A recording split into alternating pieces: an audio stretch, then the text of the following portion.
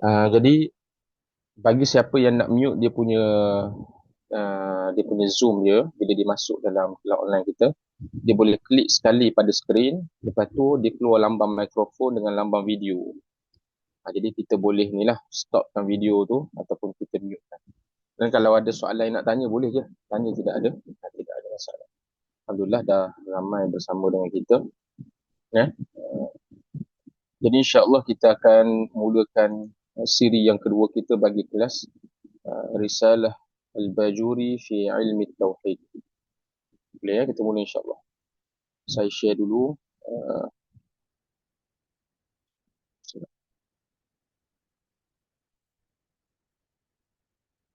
Uh, tunggu sekejap, tunggu sekejap.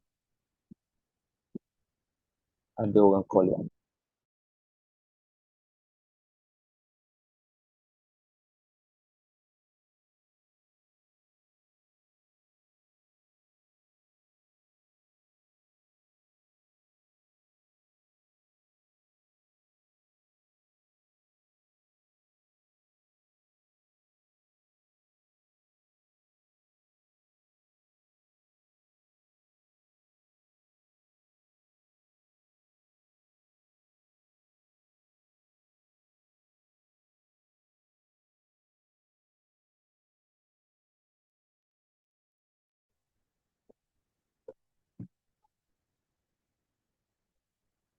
Hmm? Nak baju pink. Baju pink yang mana?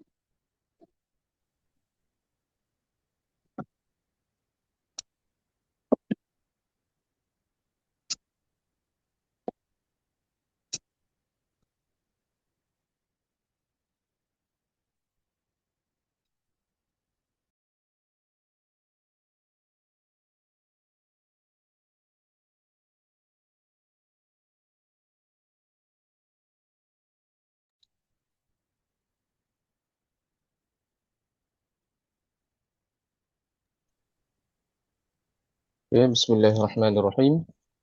Tadi ada orang call ya. InsyaAllah hari ini kita akan masuk pada perbincangan kitab kita iaitu matan dan syarah Risalah Bajuri. Syarah bermaksud huraian. Huraian kepada teks yang ditulis oleh Al-Imam Al-Bajuri rahimahullah ta'ala. Suara saya clear ke? Suara saya? Waalaikumsalam warahmatullahi wabarakatuh. Yang bagi salam. Clear Ustaz, clear. Okay, Alhamdulillah. Okey, jadi yang sebelum ni ada orang kata Ustaz yang sebelum ni bukan muqaddimah ke? Yang sebelum ni pun muqaddimah. Yang pertama sebelum ni muqaddimah kita menceritakan tentang latar belakang ataupun pengenalan Al-Imam Al-Bajuri. Kemudian yang kedua dalam muqaddimah tersebut kita cerita tentang Al-Mabadi' Al-Asharah fi Ilmi Tauhid, iaitu tentang 10 prinsip asas dalam perbahasan ilmu tauhid. Nama dia, apakah hasil daripada pembelajaran ilmu tauhid, siapakah yang mengasaskan ilmu tersebut. Jadi itu perbahasan pada kitab yang muqaddimah yang pertama. Tapi saya rasa belum selesai lagi. Kena pergi kepada ni. Kena pergi kepada kitab yang asal lagi. Sebab belum habis lagi perbahasan, baru saya ingat. Kita tak habis lagi perbahasan kita yang siri 1. Kita baru berada di sini kan. Baru berada di faedah kan. Jadi insya-Allah ini kita sambung kembali Al-Mabadi' Al-Asharah fi Ilmi Tauhid, iaitu 10 prinsip pada menyatakan tentang ilmu tauhid. Kata pengarang hafizahullah taala wa nafa'ana bihi wa bi'ulumihi fid darain amin. Kita ambil daripada faedah. Kita dah sebut dulu faedah ilmu tauhid. Faedah ilmu tauhid adalah melepaskan diri seseorang daripada syirik dan kufur yang sangat dimurkai oleh Allah Azza wa Jalla, serta mencapai ma'rifatullah dengan dalil-dalil yang kukuh. Ma'rifatullah maknanya mengenal Allah Ta'ala dengan dalil. Kita dah sebut dulu, bagi orang yang biasa-biasa, yang standard-standard, muka surat yang ketiga. Muka surat yang ketiga daripada buku. Okay. Bagi orang awam macam kita, yang mengenal Allah Subhanahu Wa Taala dengan cara yang biasa, cara yang formal, maka kita mesti mengenal Allah Ta'ala dengan dalil. Kerana ini menjadi kebiasaan Allah Ta'ala memperkenalkan dirinya melalui dalil. Sebagai contoh, Allah Ta'ala sebut dalam Quran, Tabarakalladzi biyadihil mulku wa huwa ala kulli syai'in qadir. Allah Ta'ala kata dia ni berkuasa ke atas setiap sesuatu perkara. Jadi itu salam pengenalan daripada Allah, daripada surah Al-Mulk. Bila dia kata dia berkuasa atas setiap sesuatu perkara, kita mesti nak bukti apa bukti yang Allah Ta'ala ni berkuasa atas setiap sesuatu perkara. Jadi Allah Ta'ala jemput kita berfikir pada ayat yang kedua. Allah Ta'ala kata dia yang ciptakan kematian. Alladhi khalaqal mauta wal hayata liyabluwakum ayyukum ahsanu amala. Dia cipta kematian. Bukti yang kedua, dia cipta kehidupan. Bukti yang ketiga, tak ada siapa-siapa yang boleh memahami tujuan antara hidup dan mati, melainkan setelah diterangkan oleh Allah melalui Al-Quran untuk menguji siapakah yang terbaik di kalangan kamu amalan. Jadi, menjadi kebiasaan Allah Ta'ala, bila dia nak suruh orang kenal dia, guna dalil. Tetapi kita sebut,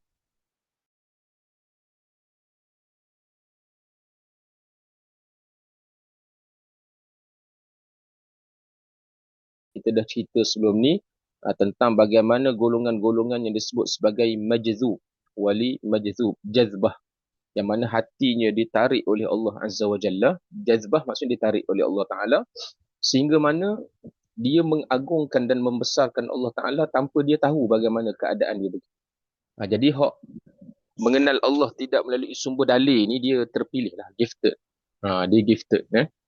Jadi asasnya kita perlu mengenal Allah Subhanahu Wa Ta'ala melalui dalil yang kukuh sehingga membawa kepada kejayaan dan kebahagiaan di dunia dan juga di akhirat, insya-Allah Ta'ala. Ianya juga dapat menjadi benteng yang kukuh dalam menghadapi kesamaran syubhat-syubhat dalam bab kepercayaan dan pemikiran. Jadi faedah orang yang belajar ilmu tauhid ni, yang pertama, dia boleh menjauhi daripada perbuatan mensyirikkan Allah. Apa makna mensyirikkan Allah? Menduakan Allah. Menganggap Allah Ta'ala ni ada satu kuasa lain yang boleh memberi berkah perubahan selain daripada Allah Ta'ala. Okey, saya nak buat satu soalan, kan? Kita nak minta yang ada ni boleh jawab secara verbal, secara suara, ataupun boleh jawab secara menulis di komen. Kalau ada seorang yang dia banyak dosa dengan Allah Ta'ala dan dia jahil, lalu dia tengok cahaya matahari pukul 10 tak ada, terik, panas terik, dia tengok cahaya matahari panas sungguh. Dia pun nekat untuk duduk bawah cahaya matahari. Dia kata, mudah-mudahan bila aku duduk bawah cahaya matahari ini, Allah Subhanahu Wa Ta'ala ampunkan dosa aku. Warna coreng-coreng tu. Kena tu ada yang menekan skrin tu.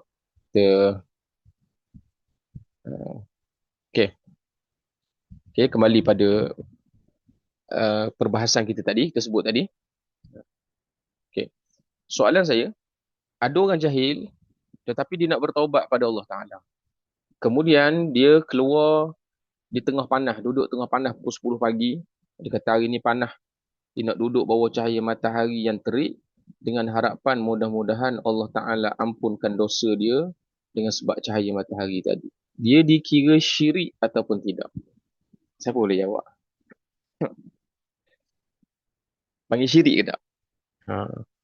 Okey, kita bagi ruang jawab tu. Dia kata dia duduk bawah cahaya matahari. Dia kata mudah-mudahan diampunkan dosa dia oleh Allah Ta'ala. Ada siapa-siapa nak jawab? Boleh tak apa, salah-salah sikit-sikit tak apa. Betul, Alhamdulillah. Salah pun Alhamdulillah. Syirik ke tak syirik? Kalau gitu. Tidak. Okey, Puan Latifah kata tidak. Sebab apa kita kata tak syirik? Boleh ada jawapan tak sebab apa tak syirik? Sebab apa tak syirik? Ada jawapan? Kalau ada jawapan boleh jawab secara lisan pun boleh. Boleh buka mic. Kemudian ataupun boleh tulis. Sebab apa ada yang kata tak syirik? Tak ada yang kata syirik. Sebab bergantung kepada niat. Okay? Sebab tak tahu. Okay. Sebab perbuatan tu bukan kita menduakan Allah. Barakallahu fikum. Okey. Jadi perbuatan tu salah ke tak salah? Duduk bawah cahaya matahari. Nabi tak ajar. Kan? Tidak syirik kerana hati yakin matahari tak beri bekal. Barakallahu fikum. Okey. Barakallahu fikum. Okay. Jadi, Alhamdulillah. Perbuatan duduk bawah cahaya matahari tadi tu, kita tak boleh panggil orang tadi melakukan perbuatan syirik. Sebab kita kena definisikan apa makna syirik. Sekarang ni ramai orang mudah membakulkan orang dalam bakul syirik. Dia orang buat pelik sikit syirik. Buat pelik sikit syirik. Apa makna syirik? Syirik ini menduakan Allah. Apa makna menduakan Allah? Yakni kita menganggap ada sesuatu selain daripada Allah boleh memberi bekas perubahan pada diri kita. Itu syirik. Boleh tulis sikit syirik. Menganggap ada sesuatu selain daripada Allah boleh memberi bekas perubahan pada diri kita. Jadi situasi orang yang duduk bawah cahaya matahari tadi tu, dia tak kata pun yang matahari tadi boleh menghapuskan dosa dia. Yang menghapuskan dosa dia adalah Allah Azza wa Jalla. Kita minta mungkin kena elok sikit daripada tekan skrin sebab dia apa dia? Dia ada drawing kat situ kan. Okey. Kita clear drawing tu. Kita agak terganggu sikit bila ada drawing kat situ. Okay. Jadi perbuatan tadi tu tidak dikira syirik. Tidak dikira sebagai syirik. Sebab apa? Sebab dia tidak menduakan Allah. Dia menganggap Allah lah yang boleh memberi pengampunan kepada diri dia. Soalan seterusnya saya nak tanya. Perbuatan dia tadi tu dikira kalau tak syirik betul ke tak betul? Betul ke tak betul? Kita kata. Duduk bawah cahaya matahari tadi tu. Dia panggil betul ke tak betul? Dia siapa boleh jawab? Perbuatan dia duduk bawah cahaya matahari tu dikira betul ke tak betul? Tak, dia kata tak syirik. Tak betul. Jadi kita nak kategorikan sebagai apa? Kita nak kategorikan sebagai apa? Jadi kita kategorikan perbuatan dia tu tadi sebagai bid'ah. Iaitu perkara yang direka-reka dalam agama. Perbuatan dia tadi tidak patuh syariah. Bid'ah tadi tu dipanggil bid'ah dalam kategori bid'ah dalalah, sesat. Dia melakukan perbuatan yang menyebabkan dia jadi sesat. Tapi ingat, perbuatan sesat belum tentu jadi syirik, jadi musyrik. Tu ada beza antara perbuatan bid'ah dengan perbuatan mensyirikkan Allah Azza wa Jalla. Jadi orang yang duduk bawah cahaya matahari tadi, kita tak boleh kata dia musyrik sebab dia tak anggap matahari beri bekah. Lainlah kalau dia duduk bawah cahaya matahari, dia kata, wahai matahari, hapuskanlah dosa-dosa aku. Barulah jadi syirik. Termasuk juga dalam kategori syirik yang tersembunyi, manusia menganggap dia boleh menentukan masa depan dia. Ni kita tak sedar ni dalam kehidupan kita. Kita kata Allah yang cipta tubuh badan kita, Allah yang cipta mak ayah kita, Allah yang cipta saya, Allah cipta adik-beradik saya, kawan kerabat saya. Tapi dalam menentukan masa depan saya, pada hakikatnya saya sendiri. Usaha saya sendiri. Usaha saya sendiri. Hakikat dia begitu. Ini secara hukum hakikat. Kita dah bincang siapa yang terlepas tentang perbahasan ni. Dalam siri 1 ada saya bincangkan. Kan? Tengok di akhir-akhir video. Jadi kita tak tarik panjang. Jadi ini pun termasuk dalam kategori syirik. Yang mana wajib orang mukmin beriktikad asbab tidak boleh memberi bekas perubahan. Asbab dan usaha kita tidak memberi bekas perubahan. Boleh tulis sikit dalam ruangan komen. Asbab dan usaha pada hakikatnya tidak memberi bekas perubahan. Kan? Okey. Cuma persoalan yang timbul, kalau asbab tidak memberi bekas perubahan, jadi kenapa kita kena ambil asbab? Tu soalan yang timbul. Kalau asbab tak beri bekas perubahan, sebab apa kita kena ambil asbab? Kenapa kita kena keluar cari rezeki? Kenapa bila kita sakit, kita kena makan ubat? Kenapa bila kita susah, kita kena keluar berusaha bekerja? Dia kata asbab tak beri bekas kan? Nanti kita akan bahas detail dekat mana makna kasab ataupun usaha. Jadi kita kata, apakah hikmah Allah Ta'ala menjadikan asbab? Ini kita nak tahu. Hikmah yang pertama, Allah Ta'ala menjadikan asbab adalah untuk memudahkan urusan hidup manusia. Boleh tulis dalam buku masing-masing lah. Nah, hikmah yang pertama Allah Ta'ala menjadikan asbab adalah untuk mempermudahkan urusan hidup manusia. Sebagai contoh, kalau tak ada hukum asbab, letih kita. Perempuan yang minat menanam berkebun kecil-kecil dekat tepi rumah kan. Nak tanam terung, nak tanam bendi, nak tanam lada kan. Jadi bila nak tanam lada kat tepi rumah tu, pergilah rumah jiran, rumah kawan kita. Dia tu memang dah lama dah berkebun kecil-kecil sebelah rumah dia. Dia kata, Kak Senah, saya ni baru nak mula ni. Dah, baru nak mula tanam bendi, baru nak mula tanam lada. Kak Senah ada dah anak-anak pokok? Dia kata ada. Kak Senah pun ambil anak pokok durian musangking. Wui kat kita. Nah, dia ambil anak pokok durian musangking kat kita. Kita pun terkejut. Kak Senah, saya bukan nak tanam musangking, saya nak tanam bendi. Kak Senah kata tak apa. Dengan izin Allah, walaupun pokok ni pokok musangking, kek gi dia tumbuh lah bendi. Semua kan dalam kekuasaan Allah. Saya nak tanya letih duk lagu tu kalau tak ada hukum asbab. Letih duk letih, tak ada hukum asbab. Dia payahlah kita. Nah. Jadi kita tanam pokok durian, tumbuh pokok bendi. Tanam pokok bendi, tumbuh pokok terung. Tanam pokok terung, tumbuh musangking. Kalau lelah lagu tu, jadi adanya hukum asbab musabab, hikmahnya manusia memudahkan urusan hidup manusia. Itu yang pertama. Dah. Sebagai contoh, dia tanya, kereta dia rosak, contoh kan. Dia pun telefon Ustaz Hafiz, Ustaz, kata saya punah ni, saya tak tahu sebab apa. Ustaz Hafiz kata, saya tak erti, saya ngajar fiqh boleh, dia kata. Baik kata, saya tak erti. Ustaz mari dulu, dengan izin Allah, nanti Ustaz ertilah baik kata saya. Kena gara-gara tu letih lah kita.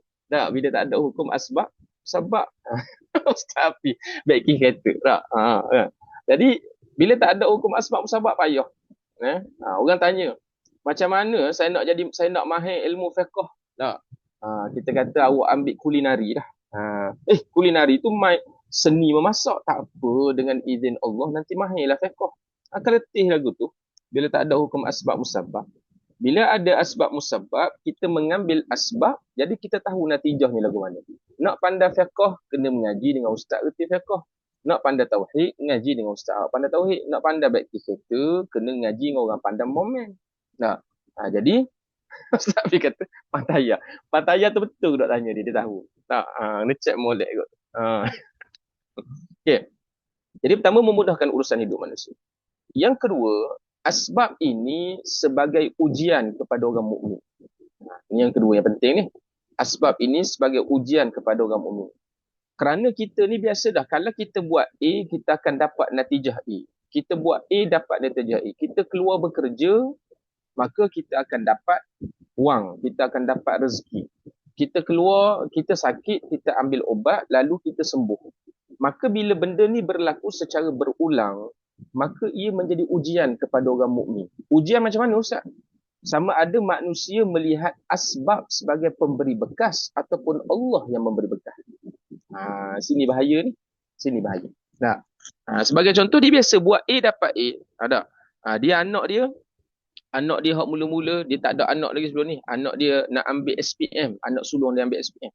Dia pun hantar tuition dengan cikgu ni. Alhamdulillah dapat A anak dia. Mat dengan Mat sebagai contoh kan. Anak kedua dia juga tuition dengan cikgu ni. Masa mula-mula tadi, mudah-mudahanlah Allah Ta'ala mudah urusan anak saya belajar matematik. Gantung dengan Allah. Tapi yang kedua pula, anak dia belajar dengan cikgu ni, Alhamdulillah berjaya. Mat A, kemudian apa dia? Matematik pun A. Masuk anak ketiga, dia letak anak dia dekat cikgu tu suruh ajar matematik. Dia kata apa dia? Confirm A. Sebab apa confirm A? Sebab dalam hati dia dah mula masuk guru dalam hati dia. Bukan Allah lagi. Hak anak pertama tadi tawakal ke Allah. Anak kedua tawakal pada Allah. Tapi sebab bila melakukan asbab musabab, maka keputusan dia sama, maka mula bergantung kepada asbab, bukan lagi kepada Allah Azza wa Jalla. Bila pergi anak tiga, dia kata kalau belajar dengan cikgu ni, confirm A lah, confirm. Confirm tu bukan setakat di mulut, tapi masuk lah. Sekira-kira hilang dah keyakinan kepada Allah Ta'ala. Tak nampak Tuhan. Jadi ilmu tauhid ni kita tak boleh tuduh orang ni syirik ke tak syirik, tak boleh. Jadi ketika mana seseorang merasakan manusia boleh memberi bekas perubahan sebabkan cikgu tu tadi hakikatnya yang menyebabkan anak dia dapat tu. maka di situ sebenarnya berlaku syirik secara tersembunyi tanpa dia sedar. Ini bahaya. Nah, inilah yang pernah berlaku kepada sahabat Rasulullah sallallahu alaihi wasallam. Allah Taala sebut dalam Quran, a'udzubillahi minasyaitonirrajim, kam min fi'atin qalilatin ghalabat fi'atan katsiratan biidznillah. Allah Taala kata berapa ramai kelompok yang sedikit mengalahkan kelompok yang ramai. Berapa ramai dekat situ bukan Allah Taala tanya. Dipanggil kam di situ, kalau orang ngaji nahwu dipanggil bukan kam istifhamiyah tapi kam khabariyah. Tuhan nak beritahu, acu kamu perhati gok molek. Ramai mana hak sikit mengalahkan yang ramai. Asalnya ratio nisbah dalam peperangan yang Allah Taala sebut apa dia? Iyyakum minkum 'ishruna sabiruna yaghlibu mi'atain. Kalau ada 20 orang, dia kena perang dengan 200 orang. Satu nisbah 10. Nah, asal-asal dalam peperangan. Kemudian beralih pula. Allah Ta'ala kata, Al-ana khaffafallahu ankum wa alima anna fikum dha'fa fa iyyakum minkum mi'atun sabiratu yaghlibu mi'atain. Kalau kamu ada 100 orang, kena perang dengan 2 orang. Bermaksud kebanyakan daripada peperangan Islam, kalau tengok, peperangan Badar 313 lawan 1000. Peperangan Uhud 1000 lawan 3000. Peperangan Mu'tah lagi lah pula. Semuanya orang Islam, sedikit daripada orang kafir. Tapi takdir Allah Ta'ala ada beberapa peperangan yang orang Islam lebih ramai daripada orang kafir. Siapa boleh tulis peperangan apa? Cuba tulis di ruangan komen. Peperangan apa antaranya orang Islam ramai daripada orang kafir? Ada? Okay, cuba tulis sikit. Kalau ada nak jawab verbal tu boleh. Kita Google dulu. Antaranya peperangan Hunain. Ya, peperangan Hunain. Dan ketika peperangan Hunain ini, setelah berlakunya Fathu Makkah, pembukaan kota Makkah, ramai pembesar-pembesar Arab masuk Islam. Maksudnya Mekah dengan Madinah ni sudah pun dimasuki cahaya Islam. Maka Islam kuatlah. Masa Islam duduk di Madinah saja pun dah kuat. Jadi kalau Islam duduk di Mekah dengan Madinah, kau kuat. Lalu bila kau kuat, Khalid bin Walid ada, Sayyidina Umar ada, Sayyidina Ali ada, Abu Sufyan ada, semua pembesar-pembesar Quraisy ada belakang masuk Islam. Jadi bila berlakunya peperangan Hunain, maka orang Islam pada ketika itu kebanyakannya mengatakan hari ini confirm menang. Confirm. Sebab apa kata confirm menang? Sebab apa? Sebab masa tu terkalih sikit. Terkalih mula melihat asbab. Terkalih kepada melihat asbab. Sebabkan bila ramai confirm menang. Lalu apa Allah Ta'ala sebut dalam Quran? Allah Ta'ala sebut, a'udzubillahi minasyaitonirrajim, wa yawma hunainin idh a'jabatkum kathratukum falam tughni 'ankum syai'a wa dhaqat 'alaykumul ardu bima rahabat thumma wallaytum mudbirin aw kama qala Allah Ta'ala. Jadi Allah Ta'ala sebut pada hari peperangan Hunain tadi tu, kamu rasa takjub dengan keramaian kamu. Bila kamu ramai, kamu rasa kamu menang. Pasti menang. Lalu Allah Ta'ala kata bumi yang begitu luas tu jadi sempit. Dia orang tak sangka-sangka ketika lalu di lembah Hunain tu diserang dengan anak panah daripada tentera musuh, pakat lari bertempiaran belaka tak cukup tanah. Jadi di sini Allah Ta'ala nak ajar kepada kita supaya tidak bergantung dengan asbab.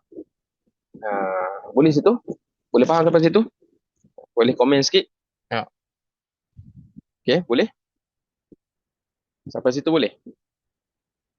InsyaAllah boleh sebab takut ada yang tak jelas. Alhamdulillah. Okay, jadi apa tujuan asbab tadi? Asbab tadi yang pertama memudahkan urusan hidup manusia, yang kedua ujian kepada orang mukmin. Sama ada bergantung dengan asbab ataupun bergantung dengan Allah Azza wa Jalla. Okay. Kalau lagu tu, jadi kita kena ambil dah asbab ni. Kita kena usahakan dah asbab ni ataupun tidak. Okay, boleh komen sah? Kita kena ambil asbab ataupun tidak. Perlu tak kita ambil asbab? Kena. Barakallahu fiik. Jawabnya dalam Islam kita ni, mengambil asbab dituntut, bergantung dengan asbab tidak dituntut. Boleh tulis itu. Mengambil asbab dituntut, bergantung dengan asbab tidak dituntut. Contoh macam mana nak buat? Secara praktikal tauhidnya macam mana Ustaz? Contoh mudah. Kita dahaga, kita minum air. Air itu asbab yang menghilangkan dahaga. Memang kita buat 4-5 kali, ambil air memang hilang dahaga. Itu secara adat, hukum alamnya begitu Allah Ta'ala tetapkan. Tapi orang yang bertauhid, bila air masuk dalam kerongkong dia Dia mengatakan ini usaha saya mengambil asbab.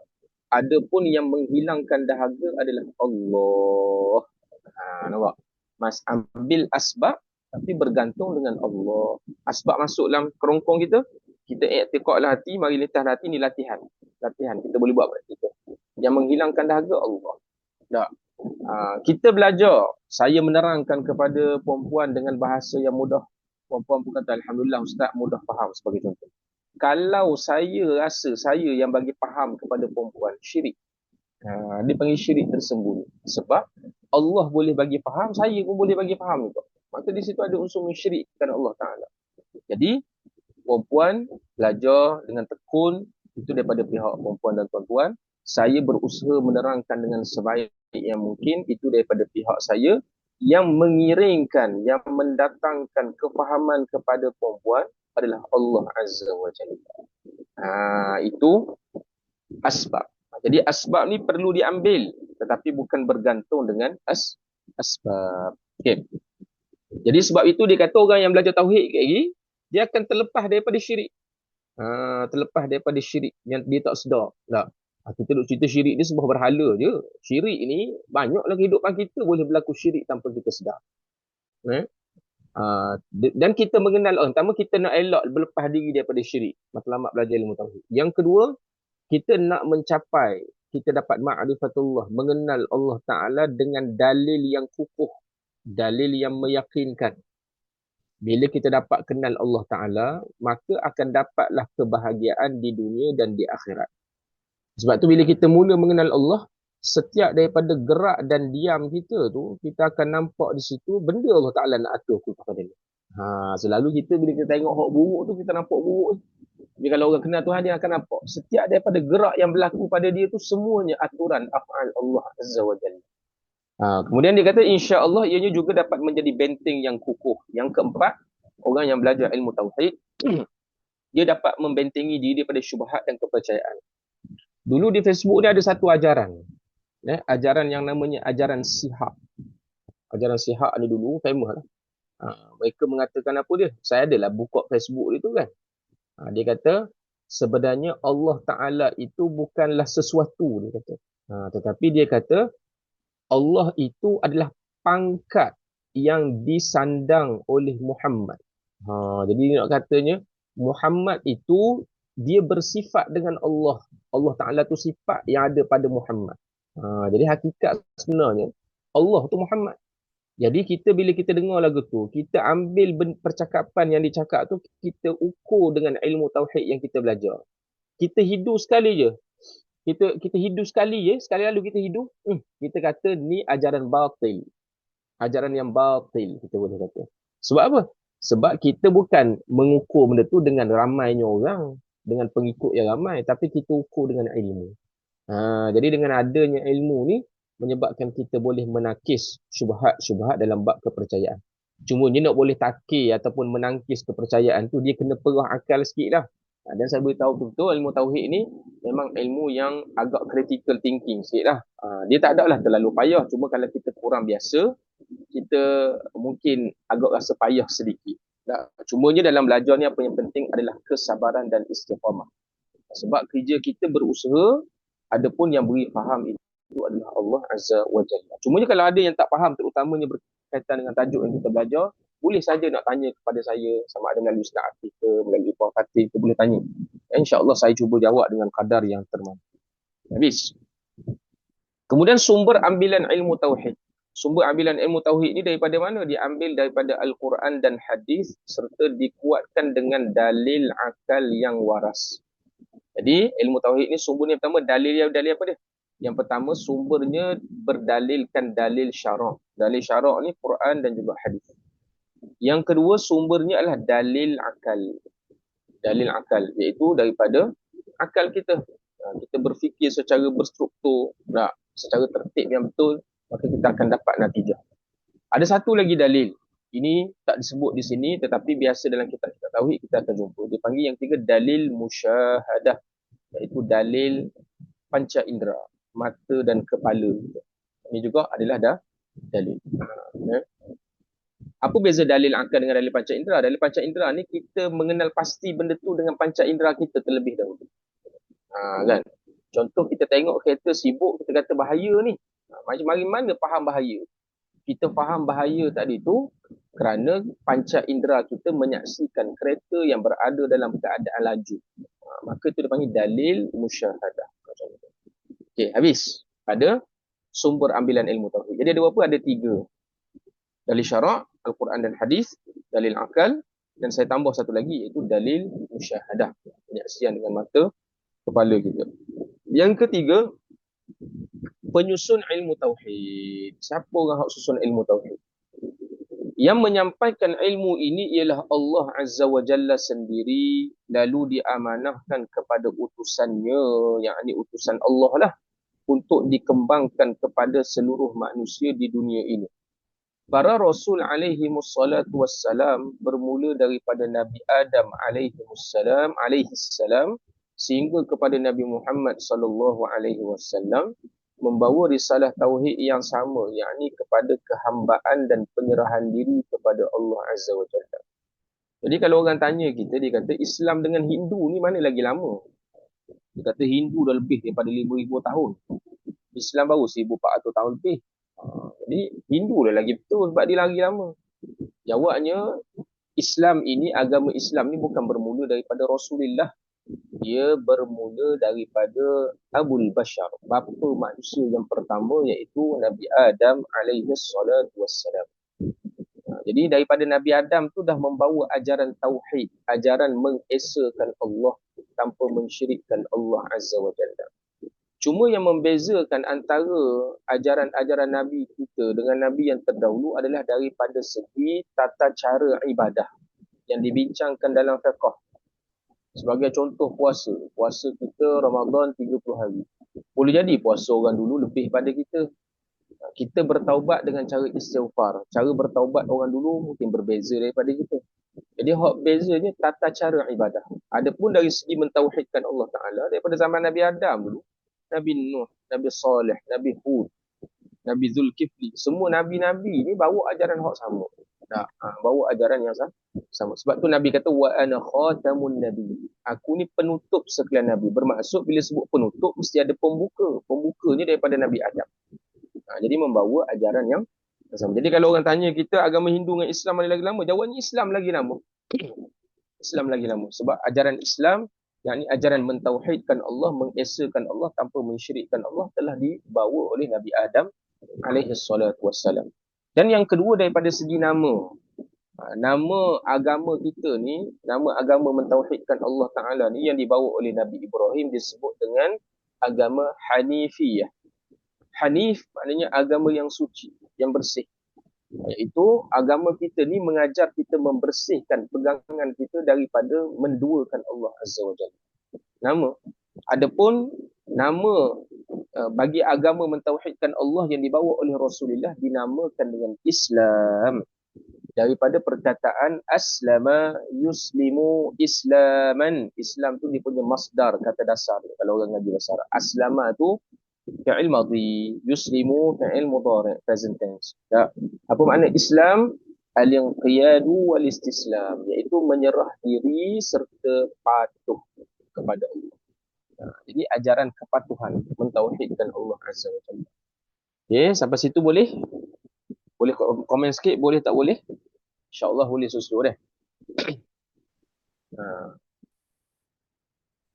Jadi itu, Alhamdulillah, Allah Ta'ala yang beri kefahaman, Alhamdulillah. Jadi ajaran yang dibawa oleh daripada Nabi Adam sampailah kepada Rasulullah.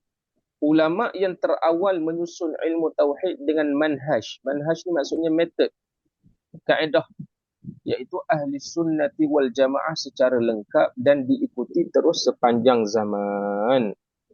Adalah kat bawah tu. Okey. Jadi kita kena faham, biasa kalau kita sebut ngaji sifat 20 ni, kita panggil tauhid awak mazhab apa? Kita kata mazhab Asy'ariyah. Itu pengikut Al-Imam Abul Hasan Al-Asy'ari. Ataupun yang kedua, mazhab saya mazhab Maturidiyah. Iaitu pengikut mazhab Abul Mansur Al-Maturidi. Mazhab fiqh kita mazhab apa? Mazhab Syafi'i. Kalau ada orang hak tak erti ataupun dia nak timbulkan kekeliruan pada tuan-tuan, dia akan kata macam ni, awak semayang ikut mazhab apa? Kita kata ikut mazhab Syafi'i. Saya semayang ikut Nabi, dia kata. Dia akan buat hujah kita. Kita pun kelik kan. Jawabnya, ini pun berlaku masa saya dengan Ustaz Afif, masa kita orang sedang melakukan apa dia? Kita tengah melakukan sa'i. Sa'i di mana? Di sa'i di tempat mas'ah tu lah. Jadi bila kita buka kepala bahu tu, tersebut tentang mazhab Syafi'i, dia kata Syafi'i wala Rasulullah. Ikut Syafi'i ke ikut Rasulullah? Jawabnya, mengikut Imam Syafi'i itulah mengikut Rasulullah sallallahu alaihi wasallam. Okey, ulang ustaz yang dari mazhab. Jadi gini, ada orang yang pertama mazhab tauhid, kebanyakan daripada umat Islam hari ini, mazhab tauhidnya iaitu dengan mempelajari sifat 20 dipanggil mazhab Asy'ariyah. Kalau di tempat kita, khususnya di bumi Malaysia kita ni dengan Indonesia, kalau mazhab fiqh kita, tata cara ibadah kita mengikut mazhab Syafi'i. Mazhab Syafi'i. Cuma nanti akan ada orang yang cuba mengelirukan kita, dia mendatangkan tashkik, syak wasangka. Dia kata, awak semayang ikut mazhab Syafi'i ke? Saya semayang ikut Rasulullah.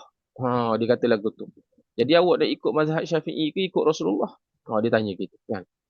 Kita katakan mengikut mazhab Syafi'i itu adalah mengikut Rasulullah sallallahu alaihi wasallam. Tak. Sebab itu kita belajar fiqh Syafi'i, kitab Jawi, kitab Muniyatul Musalli, Ustaz Api Hajar, Risalah Jami'ah, Hajar Safinah. Ini semua diambil daripada kitab-kitab muktabar. Ambil daripada kitab Minhajul Talibin. Kemudian ambil pula daripada Minhaj tu, ambil pula daripada kitab Al-Imam Al-Ghazali. Ada kitab Al-Wasit, ada kitab Al-Basit, ada kitab Al-Wasit. Dan itu merupakan ringkasan yang dibuat daripada apa dia? Al-Imamul Juwaini. Al-Imamul Juwaini buat ringkasan daripada kitab Al-Imam Al-Muzani, anak murid pada Imam Syafi'i. Al-Imamul Muzani ambil ilmu daripada gurunya Imam Syafi'i. Imam Syafi'i ambil ilmu daripada gurunya Al-Imam Malik rahmatullahi alaih bin Anas. Imam Malik ambil daripada gurunya Al-Imam Abu Hanifah An-Nu'man. Al-Imam Abu Hanifah An-Nu'man berguru dengan tabi'in. Sampailah tabi'in berguru kepada sahabat. Sahabat berguru kepada Rasulullah. Rasulullah menerima wahyu daripada Sayyidina Jibril, daripada Allah Azza wa Jalla. Bermaksud, fiqh yang puan-puan duk belajar dengan Ustaz Afif tu, cara semayang, takbir macam mana, kalau tinggal rakaat lagu mana, itulah cara solat Rasulullah sallallahu alaihi wasallam. Sama juga dalam tauhid. Pembelajaran tauhid sifat 20 ni dia ada sanad dia. Ada sanad pembelajaran dia. Maka tauhid yang disusun oleh dua orang tokoh, iaitu Al-Imam Abul Hasan Al-Asy'ari dan juga Al-Imam Abul Mansur Al-Maturidi, merupakan metod, kaedah macam mana cara kita nak berinteraksi dengan ayat-ayat Al-Quran dan hadis yang berkaitan dengan tauhid, supaya kita mengimani Allah Ta'ala dan tidak menyamakan Allah Ta'ala dengan makhluk sebagaimana yang diimani oleh Rasulullah dan para sahabat radhiyallahu ta'ala anhum ajma'in. Tu kita kena jelas. Jadi kita bermazhab dengan mazhab Asy'ariyah bukan bermaksud kita tauhid baru. Kalau orang tanya mazhab tauhid awak mazhab apa? Mazhab Asy'ariyah, mazhab Maturidiyah. Saya mazhab tauhid saya Nabi. Jawabnya Asy'ariyah dan juga Maturidiyah tu ikut Nabi lah. Kalau Asy'ariyah dengan Maturidiyah tak ikut Nabi, buat tauhid baru, kafirlah kita. Tak. Jadi kafirlah kita. Jadi ikut Al-Imam Abul Hasan Al-Asy'ari, ikut Al-Imam Abul Mansur Al-Maturidi bermaksud mengikut Rasulullah sallallahu alaihi wasallam. Jadi cuma disusun metod, kaedah. Okay, Ustaz, boleh tak bagi contoh macam mana yang dikatakan kaedah yang disusun oleh Al-Imam Abul Hasan Al-Asy'ari? Sebagai contoh, tuan-tuan baca dalam Al-Quranul Karim, kita akan jumpa surah pendek orang beri baca dalam sembahyang. Qul huwallahu ahad, surah Al-Ikhlas kan. Allah Taala sebut apa dia? Allah Taala sebut walam yakul lahu kufuwan ahad. Aku ini tidak sekufu, tidak ada persamaan dengan mana-mana makhluk. Maka daripada sini, Al-Imam Abul Hasan Al-Ash'ari, dia menyusun metod. Macam mana kita nak kenal pasti sifat sejagat yang ada pada makhluk. Antara sifat sejagat yang ada pada makhluk ni apa dia? Makhluk ini dia berjisim. Dia mengambil lapang dan juga ruang. Setiap sesuatu yang berjisim ataupun berjirim, maka dia mesti mengambil lapang dan juga ruang. Sebagai contoh, saya ni adalah sesuatu yang berjisim. Puan-puan sekarang berjisim. Maka bila saya berjisim, saya mengambil ruang ataupun tidak? Cuba jawab. Boleh tolong jawab tak? Saya mengambil ruang, ambil space ataupun tidak? Ambil tak space? Ambil. Apa maksud ambil space? Maksudnya tempat yang saya duduk ni tak boleh dah perempuan nak duduk tempat saya. Tuan-tuan kena duduk sebelah saya kalau mari duduk. Tak, tempat yang diduduki oleh tuan-tuan tu tak boleh dah siapa-siapa duduk. Kena orang lain kena duduk sebelah dia. Sebab apa? Sebab space ataupun ruang tersebut diambil oleh tuan-tuan dan juga saya. Yang tu yang pertama. Yang kedua, bila sesuatu itu mengambil ruang, kita mengenal makna arah. Okay, cuba puan-puan ikut saya bersebut. Cuba tengok depan kita ni, cuba tengok ruang kosong yang tak ada apa-apa. Cuba tengok ruang kosong yang tak ada apa-apa. Saya tutup sekejap kita dia. Okey. Okey. Contoh. Ni telefon. Ni telefon saya. Mana nampak tak telefon? Okey, ni telefon. Okey. Ya, ni telefon. Telefon. Okey, asalnya dekat sini kosong. Kosong, tak ada apa-apa. Ni kat sini kosong. Saya pun letak telefon ini. Saya letak telefon macam ni. Okay, saya letak telefon macam ni. Telefon ni jisim ke tak jisim? Cuba seorang jawab. Telefon ni jisim atau tidak jisim? Jisim. Tak, dia berjisim. Dia ambil ruang ataupun tidak? Dia ambil ruang ataupun tidak? Dia ambil ruang. Sebab ruang yang diduduki oleh telefon ni, benda lain tak boleh dah. Benda lain kena duduk sebelah dia. Tak boleh duduk tepat. Okey. Yang kedua, bila ada sesuatu yang berjisim, puan-puan boleh faham tak makna arah? Saya sekarang arah saya berada di mana kalau nisbah kepada telefon ni? Saya duduk di mana? Saya duduk di depan telefon ke belakang telefon? Belakang. Nampak?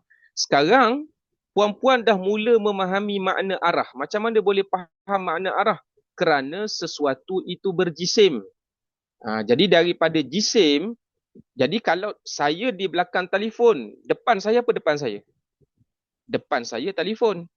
Betul? Belakang telefon adalah saya. Jadi sekarang puan-puan dah faham makna depan belakang. Okey, saya letak sebelah ni tangan saya. Okey, tangan saya ni duduk di mana? Belah tepi ke belah belakang telefon? Tangan saya. Tepi. Okey, sekarang puan-puan dah memahami makna belakang, depan, atas, bawah, kiri, kanan. Saya tanya, macam mana boleh faham? Cuba beritahu saya, macam mana boleh faham makna arah? Barakallahu fikum Cik Hatiah. Barakallahu fikum Mumtaz. Bila kita faham sesuatu yang berjisim, maka kita ambil sesuatu yang berjisim, mesti ambil space, mesti ambil ruang. Yang kedua, bila sesuatu itu berjisim, dia mesti ada arah. Arah depan, arah belakang, arah kiri, arah kanan. Jadi saya nak tanya puan-puan dan tuan-tuan sekarang ni, Allah Ta'ala ni dia berjisim ataupun tidak berjisim? Allah Ta'ala berjisim ataupun tidak? Tidak berjisim. Apa dalil Allah Ta'ala tak berjisim? Sebab ada orang kata, dia kata tak ada pun Allah Ta'ala sebut dalam Quran yang dia tidak berjisim. Tak ada, Allah Ta'ala tak sebut. Tak. Apa dalil Allah Ta'ala tak berjisim? Dalil Allah Ta'ala tak berjisim. Kan Tuhan sebut dalam Quran tadi, walam yakullahu kufuwan ahad. Aku ini tidak sekufu. Sekufu ni maksudnya ada persamaan dengan mana-mana makhluk. Aku tidak ada persamaan dengan mana-mana makhluk. Dalam satu ayat yang lain Allah Ta'ala sebut laisa kamithlihi syai' wa huwas sami'ul basir. Aku ni tak serupa dengan mana-mana makhluk. Jadi bila tak serupa dengan mana-mana makhluk, kita tak mampu nak mencerap zat Allah.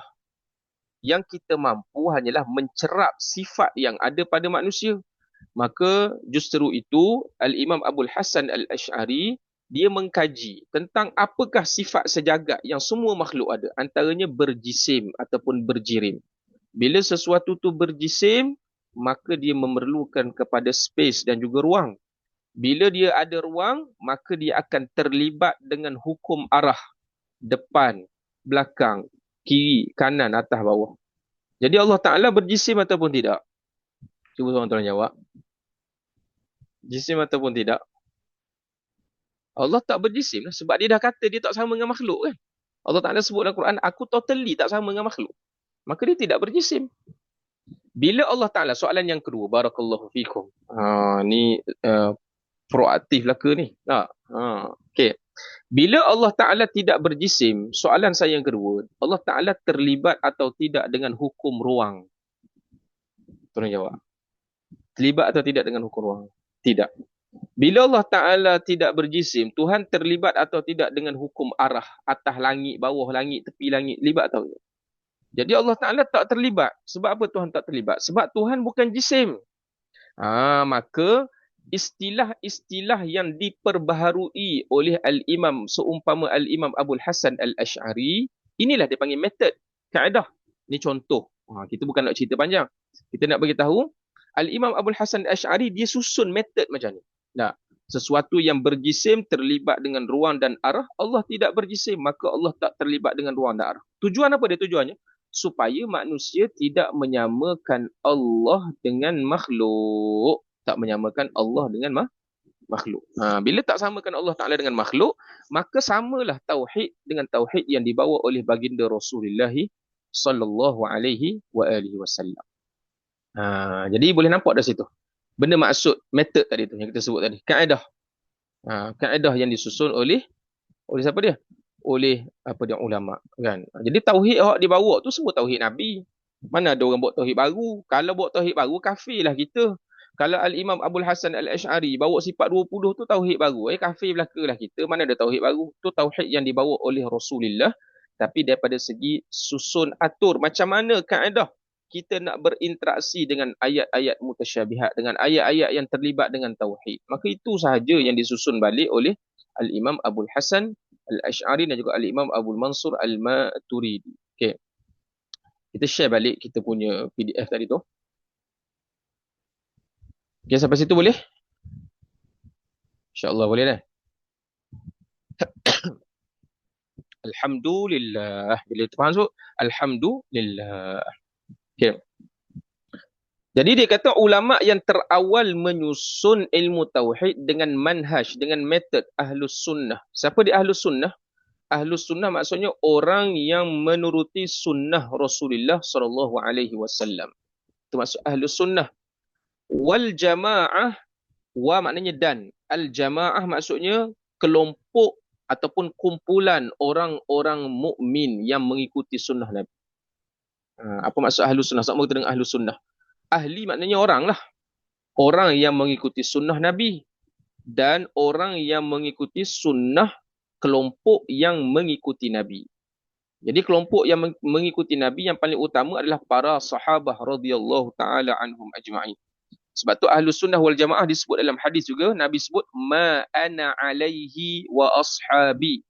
Apa yang orang yang berada di atas jalan aku dan orang yang berada di atas jalan yang dirintis oleh para sahabat aku. Ini sebab sahabat. Di jamaah maksudnya kelompok, kumpulan. Kumpulan ni maksud lebih pada 3 orang lah, ramai lah kumpulan. Jadi sahabat-sahabat kan ramai. Dia panggil jamaah, jamaatul muslimin. Walaupun jamaatul muslimin ni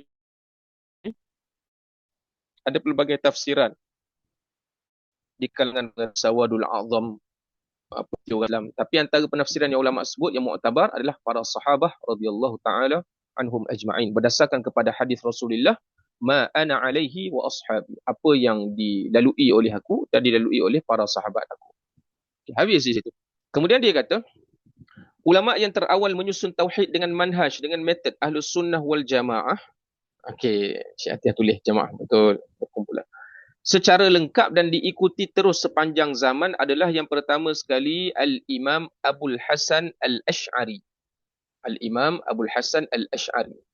Pengikut Al-Imam Abul Hasan Al-Ash'ari dia dipanggil dengan Al-Ash'ariyun. al-Asy'ariyun ataupun al-Asy'ariyin, tambah waw nun ataupun ya nun. Ataupun dipanggil juga dengan al-Asy'ariyah. Al-Asy'ariyah boleh belaka. Asy'ariyun ke, Asy'ariyin ke, Asy'ariyah ke boleh belaka. Merujuk kepada pengikut Al-Imam Abul Hasan Al-Asy'ari. Beliau ialah Al-Imam Abul Hasan Ali bin Ismail bin Ishaq. Nasabnya bersambung kepada sahabat baginda Nabi SAW yang bernama Abu Musa Al-Asy'ari radhiyallahu taala anhu. Abu Musa Al-Asy'ari radhiyallahu taala anhu. Dan memang Nabi pernah sebut dalam satu hadis, cuma saya lupa riwayatnya secara jelas. Saya boleh riwayatkan secara mafhum saja. Kalau tidak salah saya, kena saya mak balik. Ketika turun ayat ya ayyuhalladzina amanu may yartadda minkum an dinih fasawfa ya'tillahu biqaumin yuhibbuhum wa yuhibbunahu adillatin 'alal mu'minin 'izzatin 'alal kafirin. Allah Taala kata siapa yang murtad dan berpaling tadah daripada agama aku, Tuhan akan datangkan satu kaum yang mana dia tu Allah Taala kasih pada dia dan dia kasih kepada Allah Azza wa Jalla, dan dia berlemah lembut, menghina diri dengan sesama orang mukmin tetapi bertegah dengan orang kafir dan tidak takut celaan orang yang mencela. Jadi bila Nabi sebut ayat tu, jadi Nabi sebut hum min qaumih, mereka itu salah satunya adalah daripada kelompok keturunan Abu Musa Al-Asy'ari. Iaitu Abu Musa Al-Asy'ari. Siapa Abu Musa Al-Asy'ari ni? Adalah nyang kepada Abul Hasan Al-Asy'ari. Yang kita sebut mazhab Asy'ariyah ni. Nyang dia. Tu. Bukan tok dia, nyang dia. Iaitu Abu Musa Al-Asy'ari. Sahabat Nabi Abu Musa Al-Asy'ari ni antara kelebihan Allah Ta'ala pada dia adalah suaranya merdu. Laqad u'tiya Abu Musa mizmarun min mazamiri Abi Daud. Diberikan satu seruling daripada seruling-seruling Nabi Daud alaihi salatu wassalam. Habis. Beliau adalah pengasas mazhab Al-Asy'ariyah dalam bab akidah. Bila sebut mengasas mazhab Asy'ariyah, bukan maksud buat tauhid baru. Mazhab ni kita panggil apa dia? Mudah kita nak terjemahnya adalah jalanan. Jalanan ataupun kita panggil jalanan yang dibawa oleh Al-Imam Al-Asy'ariyah, iaitu satu metod, satu kaedah yang disusun oleh Al-Imam Abu Hasan Al-Asy'ari, iaitu dalam perbahasan akidah. Dalam perbahasan akidah.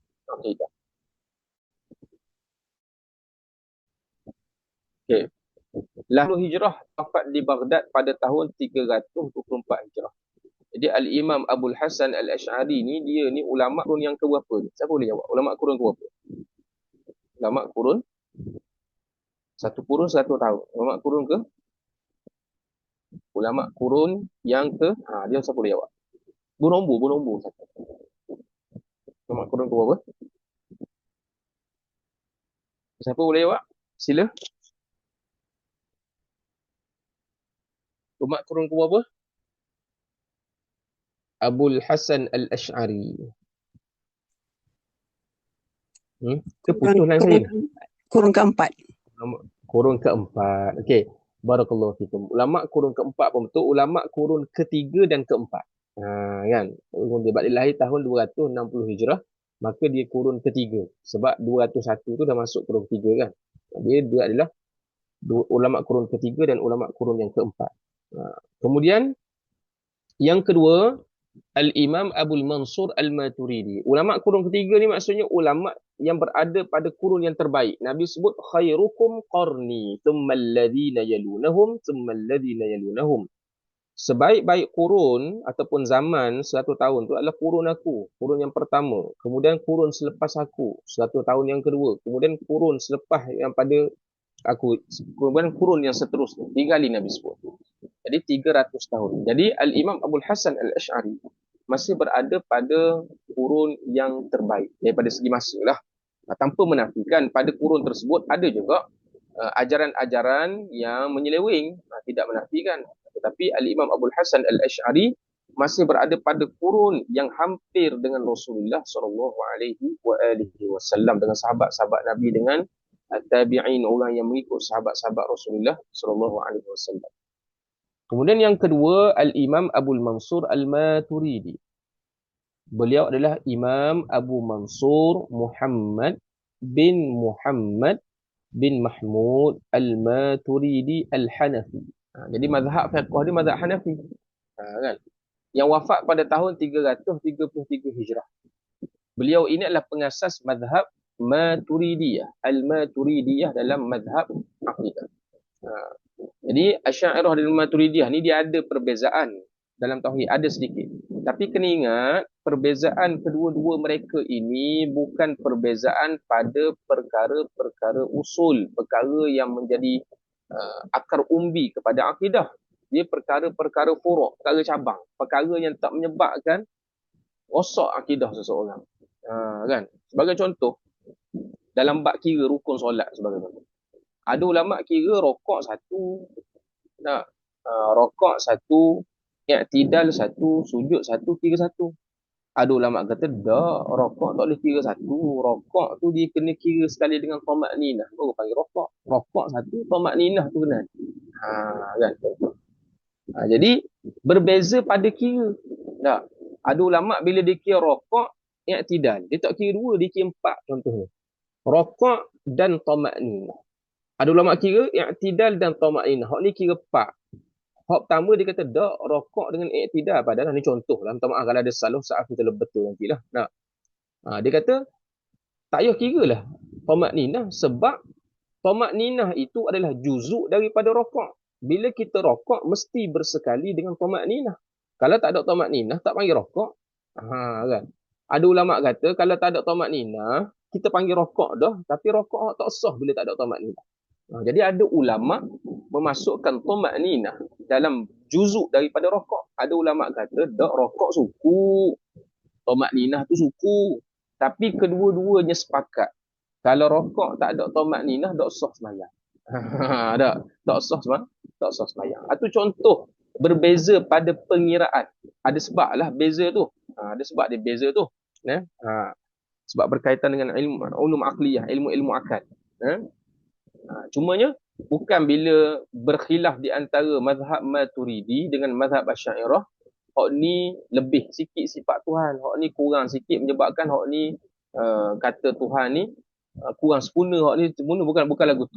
Bukan lagu tu khilaf yang berlaku antara kedua-duanya. Jadi Al-Imam Abul Mansur Al-Maturidi dengan Al-Imam Abul Hasan Al-Asy'ari berlaku khilaf pada keduanya, tapi khilaf pada perkara cabang, bukan perkara asas ketuhanan. Boleh tulis sikit situ. Dia tulis di ruangan komen. Okey, habis. Kemudian dasar perbahasan ilmu tauhid. Apa dasar perbahasan? Ilmu tauhid membicarakan beberapa perbahasan, iaitu yang pertama sekali perbahasan tentang Allah, yakni ilahiyat, iaitu tentang perkara yang wajib, mustahil dan harus bagi Allah Azza wa Jalla. Okey. Ilahiyat dia ada beza antara al-ilah dengan apa dia dipanggil uluhiyah dengan Allah. Allah tu nama bagi zat, uluhiyah tu dipanggil sifat. Lagu mana contoh kita kata gini. Ada beza tak? Apa beza manusia dengan kemanusiaan? Apa beza ni? Cuba seorang tolong tulis. Apa beza manusia dengan kemanusiaan? Ini tata bahasa sikit lah. Kalau ada cikgu bahasa Melayu boleh betul lah, salah lah.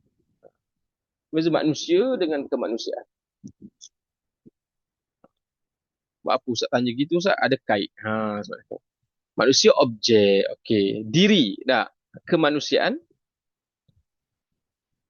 Barakallahu fikum. Barakallahu fikum, mumtaz. Barakallahu fikum, mumtaz. Mumtaz tu maksud cemerlang. Kan? Manusia itu objek diri. Diri manusia itu sendiri. Objek manusia itu sendiri. Kemanusiaan itu sifat. Binatang adalah objek. Kebinatangan sifat yang ada pada objek tersebut. Kan? Raja, nama raja tu, panggilan raja tu kena pada objek, iaitu diri seseorang. Kerajaan adalah sifat. Jadi bila kita mengaji dalam tauhid ni, kita akan mengaji berkaitan dengan al-uluhiyah. Uluhiyah maknanya sifat ketuhanan. Sifat ketuhanan. Mana-mana zat zat yang bernama Allah, dia mesti ada sifat al-uluhiyah. Apa makna al-uluhiyah? Dari segi bahasa. Al-uluhiyah. Dia semua sebut uluhiyah kan? Ataupun ilahiyat. Boleh sebut dua, uluhiyah ataupun ilahiyat. Adalah perbezaan daripada segi ilmu sorah tu adalah perbahasan dia. Tapi mudah-mudahnya uluhiyah dan ilahiyat ni merujuk pada sifat. Uluhiyah bermaksud sifat yang tak terkalahkan. Itu maksud uluhiyah. Sifat yang tak terkalahkan. Tak boleh siapa-siapa menundukkan dia. Kalau dia boleh ditundukkan. Contoh ditundukkan lagu mana? Saya nak tanya perempuan semua. Saya yakin yang masuk live ni ada yang kaya, kaya sangat. Ada yang sederhana, ada yang biasa-biasa, ada yang miskin. Dah. Saya nak tanya, yang kaya ke, yang miskin ke, yang sederhana ke, ada tak kehendak yang kita nak tapi tak dapat? Cuba jawab. Ada, Kak Mas kata ada. Nak? Ada, semua orang ada. Bermaksud, kalau kehendak kita boleh dilintang. Dilintang maksudnya boleh dihalang. Kita nak tapi tak dapat. Itu dalil kita tak ada sifat uluhiyah. Itu dalil kita tak ada sifat uluhiyah. Tak ada sifat ketuhanan. Yang namanya Tuhan ini, fa'alul lima yurid. Dia akan buat benda yang dia nak. Awak nak A, Tuhan kata B. B akan dapat. Anta turid, Allah yurid, Allahu yaf'alu ma yurid. Awak nak, Allah Ta'ala nak, dia akan buat benda yang dia nak. Jadi bila kita nak tak dapat, itu sebenarnya Allah Ta'ala sedang memperkenalkan kepada kita siapa hamba, siapa Tuhan. Cuma perasan tak perasan je lah. Kan? Cumanya kita bila tak dapatnya, kita frah je lah. Aduh, nak, habis buat lah. Nangis-nangis kita usaha. Sampai murung-murung kan. Sebulan, dua bulan murung. Tapi murung tu tak nampak lagi benda Tuhan nak tunjuk tu. Allah Ta'ala nak, oh ya, dah awak nak, saya akan buat benda yang saya nak, baru nyata siapa Tuhan, siapa hamba. Tak? Kalau awak nak dapat belaka, tukarlah dia, siapa dia Tuhan, siapa dia hamba. Nak dapat. Tu sifat Tuhan lagu tu. Jadi ada benda yang kita nak, kita tak dapat. Jadi perbahasan dalam tauhid ni yang pertama sekali, dasar perbahasan dia, kita bahagikan tentang ilahiyat, yakni sifat-sifat ketuhanan. Sifat ketuhanan ni kita akan bahas sifat yang wajib bagi Allah, kemudian sifat yang mustahil atas Allah. Mustahil ni hak tak ada di Allah. Dan juga sifat harus bagi Allah. Harus ni sifat yang terima ada dan terima tiada. Ada pun boleh, tak ada pun boleh. Okey. Sebenarnya kalau kita tengok pada perbahasan tentang Allah Ta'ala, sifat Allah Ta'ala ni, sifat Allah Ta'ala ni cuma wajib dan mustahil saja. Wajib dan mustahil saja kan. Bukan wajib dan mustahil. Wajib dan harus sahaja. Mustahil itu bukan sifat Allah. Tetapi kenapa didatangkan sifat mustahil? Contoh gini dah. Allah Ta'ala bersifat dengan kuasa. Wajib ke tak wajib kuasa bagi Allah? Mesti ke tak mesti? Wajib maksudnya mesti Allah Ta'ala bersifat dengan kuasa. Mesti tak menurut akal? Wajib menurut akal. Kalau dia tak ada kuasa, lagu mana dia nak cipta kita? Lagu mana dia nak beri rezeki ke kita? Lagu mana dia nak jaga alam ni? Mesti dia kena ada kuasa. Okey. Lawan bagi kuasa, apa dia? Lemah. Sifat lemah tu ada tak di Allah? Sifat lemah tu. Lemah tu ada tak di Allah? Sifat lemah tu tak ada di Allah. Jadi kalau sifat lemah tak ada di Allah Ta'ala, pasal apa kita bahas juga sifat mustahil? Yang tu cerita dia. Sedangkan sifat mustahil ni bukan sifat Allah. Kenapa bahas agak sifat mustahil? Sebab kaedah menyatakan sesuatu itu akan lebih difahami apabila kita mendatangkan perkara yang berlawanan. Boleh tulis. Ini kaedah. Kaedah akal. Sesuatu akan lebih difahami apabila kita mendatangkan sesuatu yang berlawanan. Sesuatu yang berlawanan. Sebagai contoh, saya tanya kat puan-puan. Apa makna kenyang? Puan-puan pun syarah panjang. Kenyang ni ustaz, makanan masuk dalam perut kita, kita rasa seeh perut kita. Kita rasa bonyah dah perut kita, besar dah perut kita kata. Nak masuk tak urut dah, panjang syarah. Saya kata, kenyang ni tidak lapar. Kenyang ni maksudnya tidak lapar. Lawan pada kenyang lapar. Jadi siapa-siapa hak penuh rasa lapar, kemudian dia rasa kenyang, dia faham tak? Mudah tak nak faham makna kenyang? Siapa-siapa tak penuh rasa lapar? Mudah tak penuh? Mudah ke tidak mudah? Mudah lah. Bila kita tahu sifat lawan, maka senang untuk kita tahu satu-satu sifat tersebut. Jadi kerana tu ulama datangkan perbahasan sifat mustahil. Sedangkan mustahil itu bukan sifat Allah. Contoh apa dia? Sifat Allah Subhanahu Wa Taala ni qidam. Qidam maksudnya wujud Allah tanpa ada permulaan. Apa makna permulaan? Iaitu Allah Taala ni wujud ni bukan asal daripada tak ada kepada ada. Jadi Tuhan ni dia tak ada maiki, tak ada maikat, dia tak ada surat beranak, tak ada. Dia tak ada tarikh permulaan. Sebab dia tak ada mula Allah Taala. Kita ni ada mula tak kita? Kita ada mula. Okay, Allah Taala bersifat dengan qidam. Lawan bagi qidam itu baharu. Baharu maksudnya ada permulaan. Ada permulaan tu bukan sifat Allah. Dia panggil sifat mustahil. Okay, soalan saya yang seterusnya. Sifat mustahil ni dia duduk di mana? Tolong jawab. Sifat mustahil Allah ni duduk di mana? Yang kita belajar tauhid, Allah Ta'ala ada sifat wajib. Lepas tu sifat mustahil. Kita kata sifat mustahil ni tak ada di Allah. Kan? Disebut sifat mustahil ni nak bagi mudah kita faham lah. Bila kita sebut sifat mustahil tu lawan dia tu wajib bagi Allah. Jadi sifat mustahil tu ada di mana? Macam tu lah jawab seorang. Barakallahu fikum. Tak naik nama, naik Oppo saja. Oppo CPH. Abang Oppo kan. Jadi sifat mustahil Allah Ta'ala tu bertepek kat kita lah. Duduk tepek di kita ni lah. Hak tak molek, hak kurang, hak hina, hak tak ada di Allah Ta'ala tu semua duduk pada kita. Duduk pada diri kita ni. Jadi kita ngaji sifat mustahil ni kan tujuan kita ngaji tauhid ni nak membezakan Allah dengan makhluk. Maka Allah dia ada sifat yang wajib yang mesti ada pada diri dia. Dan ada sifat yang mustahil yang tak mungkin ada pada Allah. Jadi sifat mustahil yang tak mungkin ada pada Allah Ta'ala tu duduk mana? Duduk mana? Duduk di kita lah. Duduk di kita. Kemudian yang ketiga adalah sifat harus bagi Allah. Siapa tahu sifat harus bagi Allah apa dia? Sifat harus bagi Allah. Ada yang boleh sebut tak sifat harus bagi Allah? Sifat harus bagi Allah Ta'ala ni, kalau ada yang boleh sebut dulu. Apa dia sifat harus bagi Allah? Ya. Bismillah.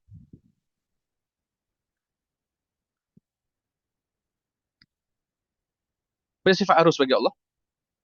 Boleh ya, boleh tidak. Okey, hampir betul. Mumkinat. Iaitu, segala perbuatan Allah Ta'ala terhadap makhluk. Jadi kita tak masuk lagi tapi ada yang dah ada asal tauhid, mumkinat, jaizat, maksudnya dia biasa ngaji tauhid lah. Jadi mudah-mudah kita nak sebut perbuatan sebab saya ni meraihkan semua yang ada ni. Sebab yang duduk dalam ni ada yang dah pernah mengaji tauhid, ada yang dah pernah khatam kitab kan, ada yang permulaan UB. Jadi sifat harus bagi Allah Ta'ala ni adalah persegala bentuk perbuatan Allah kepada makhluk. Terhadap makhluk. Allah Ta'ala cipta kita. Allah Ta'ala boleh cipta orang mukmin dia bagi miskin. Allah Ta'ala boleh cipta orang yang beribadah pada Allah Ta'ala. Dia bagi susah. Boleh nak buat? Jawabnya boleh. Sebab apa? Sebab itu semua perbuatan Allah. Disebutkan oleh Al-Imam Al-Laqani wa jaizun bifadlihi wa adlihi. Tarkulli kulli mumkinin kafi'lihi. Dan yang harus dengan keistimewaan, keutamaan daripada Allah dan keadilan daripada Allah Azza wa Jalla, tarkulli kulli mumkin, meninggalkan segala sesuatu bagi mumkinat. Mumkinat ni makhluk lah.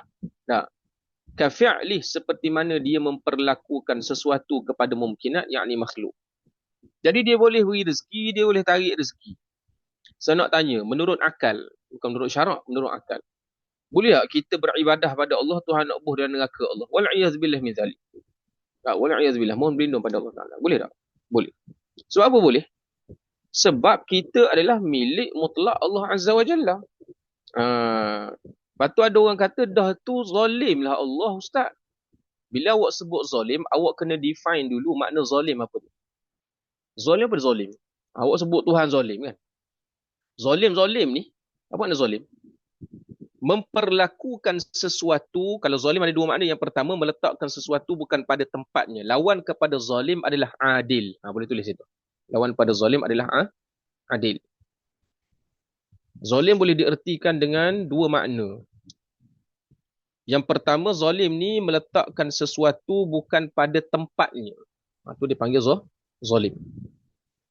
Contohnya dia ambil stokin, dia bubuh atas kepala dia. Zalim tu dia panggil. Contoh kan. Sebab stokin ni tempat dia di kaki, bukan di kepala. Contoh kan. Yang kedua, zalim juga boleh diertikan ialah apa dia? Memperlakukan sesuatu yang bukan milik kita. Memperlakukan sesuatu, bertasarruf dia panggil. Menguruskan sesuatu, kita buat yang bukan dalam ruang lingkup pemilikan kita. Contoh, saya diamanahkan menjaga tabur masjid ataupun bendahari. Kan? Saya ambil duit masjid tu, saya buat beli basikal. Saya tengok geng-geng basikal tengah ramai jadi trending dekat Kuantan ni kan. Basikal pula bukan hak biasa-biasa. Hak jenis 5,000, 10,000. Saya ambil duit tu, saya buat beli basikal. Zalim ke tak zalim? Zalim tak? Masa tolong jawab. Zalim tak zalim? Zalim kan? Sebab apa zalim? Dia pun tanya jawab. Sebab apa zalim? Sebab apa zalim? Sebab duit masjid tu bukan duit saya. Kan? Jadi saya memperlakukan duit masjid macam duit saya. Tapi kalau saya ada duit, tak, saya tanya ke Haji Mat. Haji Mat, saya tanya dia. Saya ni ada dah 10,000 simpan sikit tak? Saya ada juga berajak nak beli basikal. Saya kata, tengok orang duk gatih basikal ni sihat sikit. Tapi motor pun tak ada lagi. Ingat nak beli juga motor. Haji Mat bagi sikit cadangan. Nak beli motor ke nak beli basikal? Haji Mat kata beli motor lah. Molek cepat sikit. Gerak nak pergi jauh sikit pun boleh. Hantar anak sekolah. Okey Haji Mat, terima kasih.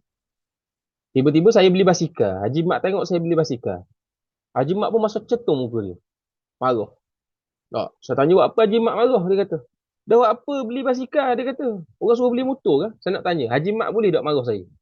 Macam saya jawab. Tak boleh tak Haji Mat? Minta maaf kalau ada Haji Mat dalam ni. Bukan Haji Mat dalam ni. Haji Mat tak tempat lain ni.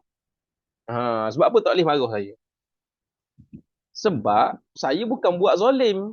Betul? Saya bukan buat zalim. Saya memperlakukan wang itu di bawah pemilikan saya. Saya ada duit ikut saya lah. Saya nak beli basikal. Saya nak beli motor. Cuma saya tanya pandangan Haji Mat saja. Itu contoh mudah-mudah lah. Tak?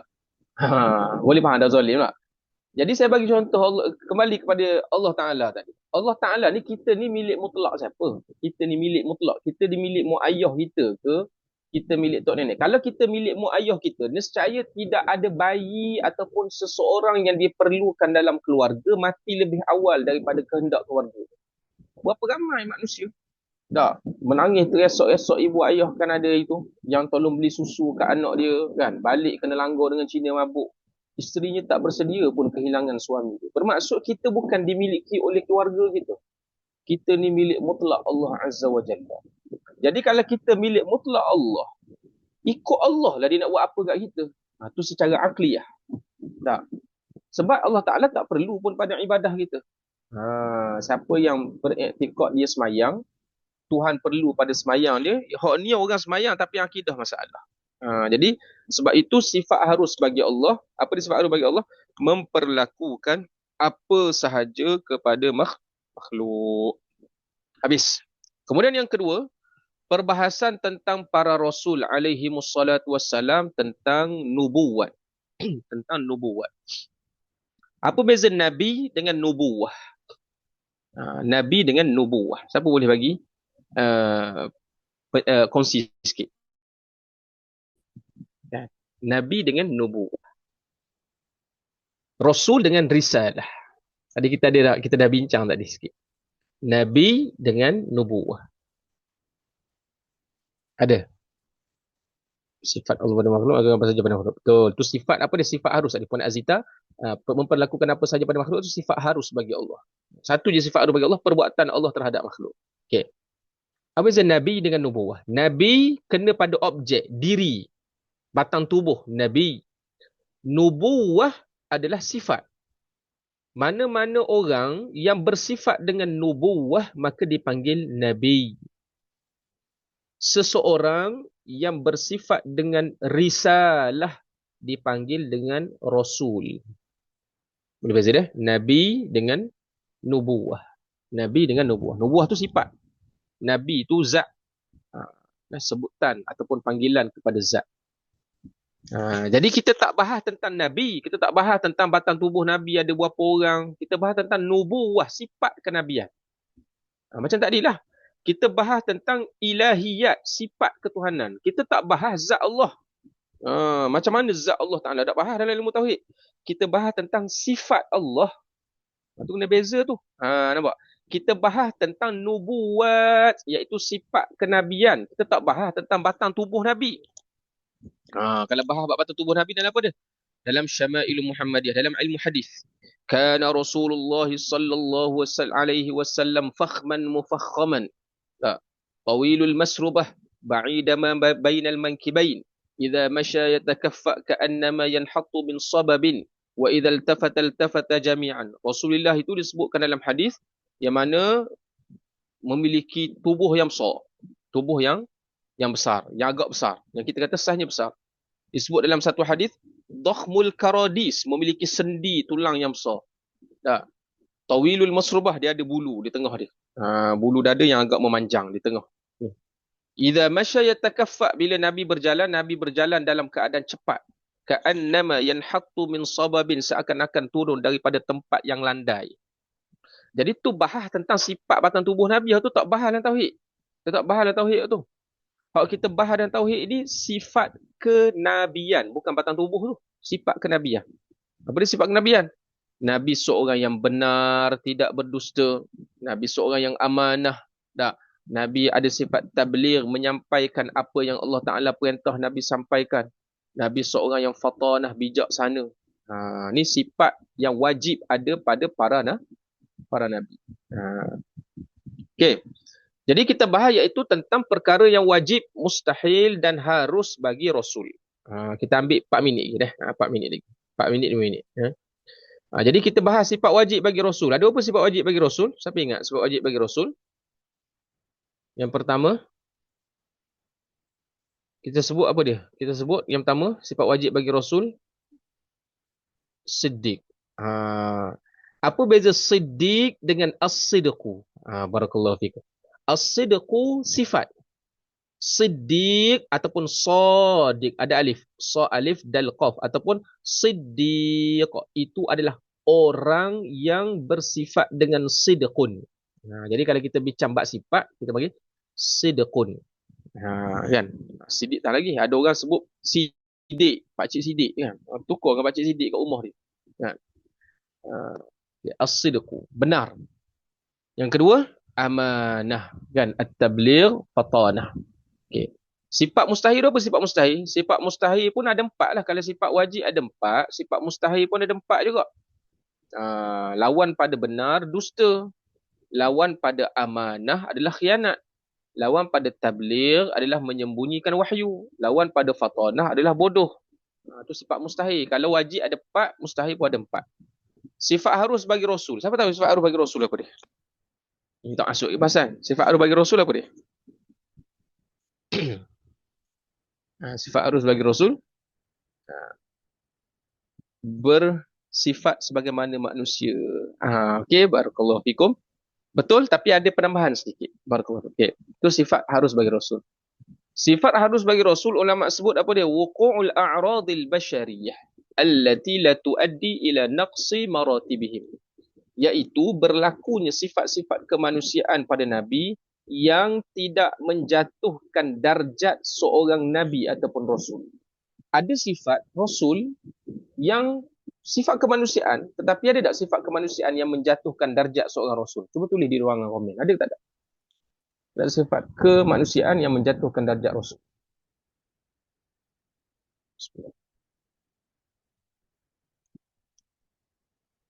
Contoh, tak ada. Ada tak sifat kemanusiaan? Ini saya tanya soalan saya. Ada tak sifat kemanusiaan yang boleh jahil? Lagi ada lagi tak? Barakallahu fikum, jahil. Jahil tu pun lagi umum jahil. Nah, lagi ada tak? Sifat kemanusiaan ni sifat yang berlaku pada manusia, pada kita. Lagi ada lagi tak? Hak mudah-mudah. Ya. Okey. Bongkak. Betul, bongkak. Sombong, bongkak. berzina, mencuri, merampok, nipu. Tak? Itu sifat kemanusiaan. Itu sifat manusia tu. Tapi sifat manusia yang boleh menjatuhkan darjat seorang rasul, mustahil. Mustahil berlaku kepada rasul ataupun nabi. Tu kita kena jelas tu. Kita kata tadi, sifat harus bagi rasul iaitu berlaku sifat-sifat kemanusiaan ke atas mereka. Sifat kemanusiaan hak lagu mana?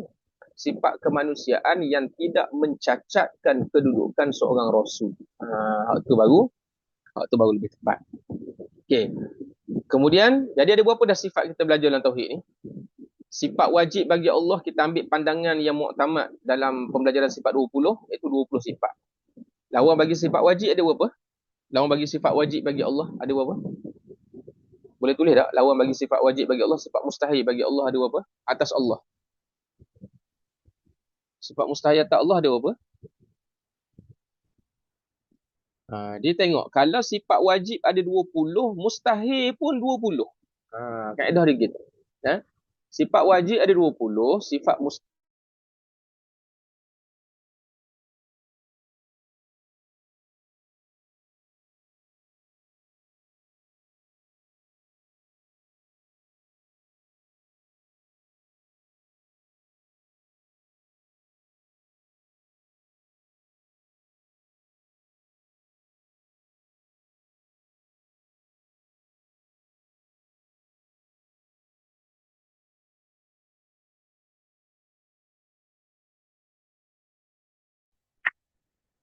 Suara ke Ustaz?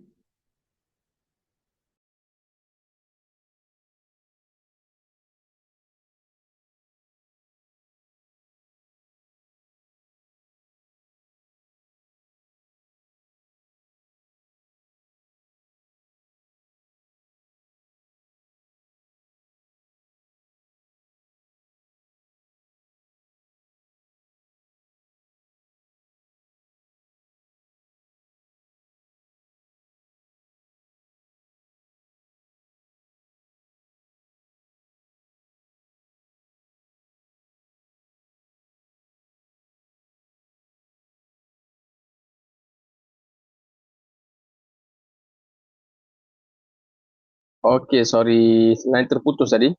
Dengar suara saya?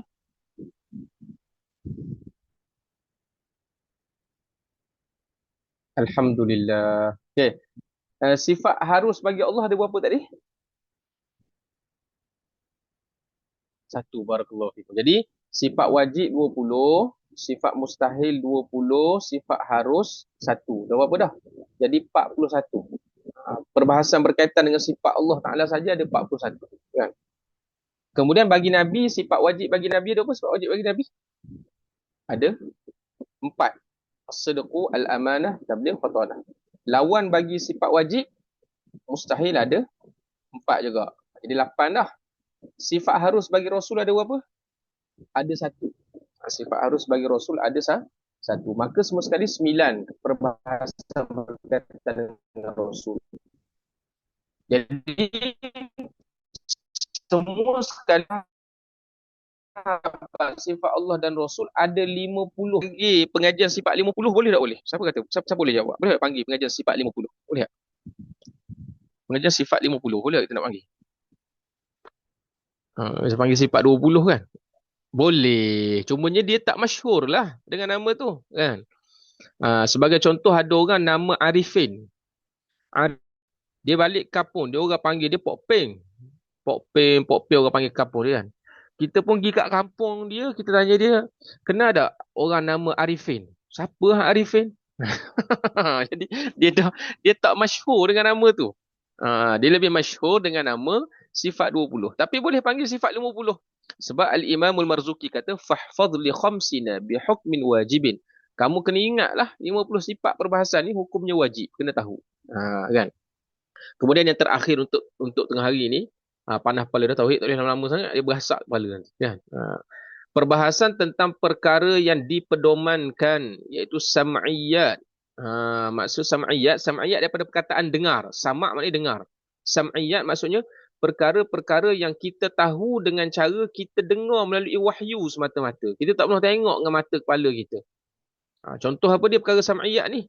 Iaitu tentang apa dia? Syurga, neraka, malaikat, kan? Sirat, hisab, mahsyar. Ini semua perkara yang kita tak pernah tengok dengan mata kepala kita sendiri, melainkan kita tahu melalui pengkhabaran wahyu. Kita dengar. Jadi sebabkan kita dengar melalui pengkhabaran wahyu, yang tu dipanggil sam'iyat. Perkara-perkara yang kita tahu dengan cara sama. Sama maknanya dia dengar. Okey, jadi kita berhenti pada dasar perbahasan terlebih dahulu. InsyaAllah, hukum belajar ilmu tauhid kita akan bincangkan pada siri yang akan datang. Okey, barakallahu fikum. Jadi ada apa-apa soalan nak tanya? Kalau ada soalan, kita buka 1-2 soalan lah. Yang berkaitan dengan tajuk yang kita dah bincang. Kok ada tertinggal ke apa ke? Tak ada? Okey. Kalau tak ada, kita berhenti dululah setakat ni ya. Sebab ni pun dah lama juga dah. Jadi mudah-mudahan ada manfaat yang dapat kita ambil pada hari ini dan kita istiqamah sampai habis kitab insya-Allah. Mudah-mudahan sebab kitab ni banyak barakah ditulis oleh para ulama, oleh ulama yang tersoal Imamul Bajuri. Mudah-mudahan Allah Taala memberkati pertemuan kita. Kalau ada soalan, kalau terlepas daripada sini boleh WhatsApp tanya melalui Puan Fatih ataupun melalui Al-Fadhil Ustaz Afif. Yang baik daripada Allah Azza wa Jalla, yang kurang dinisbahkan pada diri saya. Saya sudahi dengan aqulu qauli hadza wa astaghfirullahal azim li wa lakum. Wassalamualaikum warahmatullahi taala wabarakatuh. Sama-sama semua. Okey, saya minta diri dulu. Salam. Ustaz. Sama. Assalamualaikum. Alhamdulillah. Okey, sama.